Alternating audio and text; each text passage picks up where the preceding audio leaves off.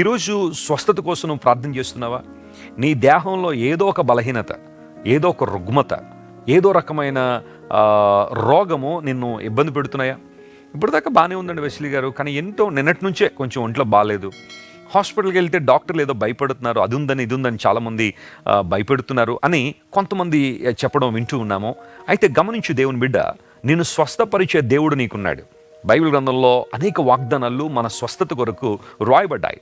యేసుక్రీస్తు ప్రభువారు ఈ లోకానికి వచ్చింది మొట్టమొదటిగా మనందరికీ ఆత్మరక్షణ ఇవ్వడానికి, పాపముల నుండి మనల్ని విడిపించి నిత్య జీవానికి వారసులుగా చేయడానికి యేసు ప్రభు ఈ లోకానికి వచ్చారు.